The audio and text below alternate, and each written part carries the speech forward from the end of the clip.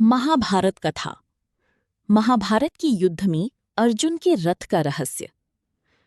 महाभारत का युद्ध भारतीय संस्कृति का सबसे महत्वपूर्ण प्रसंग माना जाता है। इस धर्म युद्ध में जितने पात्र और प्रसंग चर्चित हुए, उनमें से सबसे अनोखा स्थान अर्जुन के रथ को प्राप्त हुआ। ये रथ साधारण नहीं था, बल्कि उसमें दिव्य शक्तियों और अद्भुत रहस्यों का संयोग था।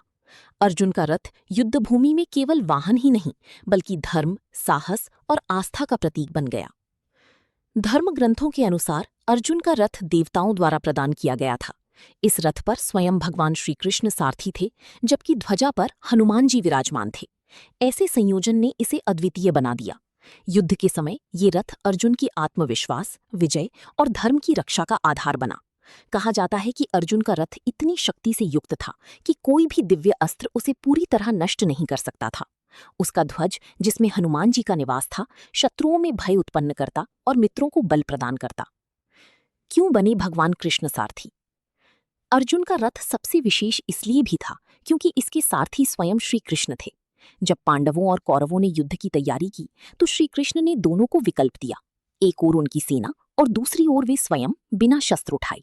दुर्योधन ने सेना चुनी, जबकि अर्जुन ने श्री कृष्ण को सारथी बनाने का निर्णय लिया। यही निर्णय महाभारत की दिशा और परिणाम दोनों को तय करने वाला साबित हुआ। कृष्ण का मार्गदर्शन और नीति अर्जुन के लिए सबसे बड़ा बल था। और रथ। कुरुक्षेत्र के मैदान में युद्ध प्रारंभ होने से पहले अर्जुन अपने ही संबंधियों और गुरुजनों को सामने देखकर विचलित हो गए। उन्होंने शस्त्र त्यागने का मन बनाया। तभी श्री कृष्ण ने इसी रथ पर खड़े होकर उन्हें गीता का उपदेश दिया। ये उपदेश केवल अर्जुन को ही नहीं, बल्कि संपूर्ण मानवता को धर्म, कर्म और जीवन का मार्ग दिखाने वाला बना। इस दृष्टि से अर्जुन का रथ इतिहास में उस स्थान का गवाह है जहां से गीता का अमर संदेश प्रसारित हुआ। रथ की दिव्य संरचना। महाभारत के अनुसार अर्जुन का रथ अग्निदेव द्वारा दिया गया था और इसमें विशेष प्रकार के रत्न जड़े थे। रथ के पहिए, अश्व और उसकी संरचना साधारण नहीं थे। ये रथ तेज गति से चलने वाला, आकाश में उड़ने में सक्षम और दिव्य अस्त्रों का भार सहने योग्य था। 4 सफेद घोड़े इस रथ को खींचते थे, जो स्वयं बल और सहनशीलता के प्रतीक थे। रथ की रक्षा के लिए भगवान हनुमान सदैव तत्पर रहते थे। युद्ध के बाद रथ का रहस्य। महाभारत युद्ध समाप्त होने के बाद जब अर्जुन ने रथ से नीचे उतरकर प्रणाम किया, तो श्री कृष्ण ने भी रथ को छोड़ दिया। तभी रथ अचानक जलकर भस्म हो गया।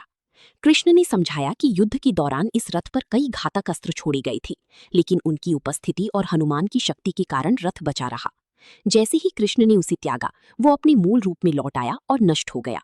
ये प्रसंग बताता है कि अर्जुन की विजय केवल उनके पराक्रम की वजह से नहीं, बल्कि दिव्य संरक्षण और धर्म की शक्ति से संभव हुई। ईश्वर का मार्गदर्शन।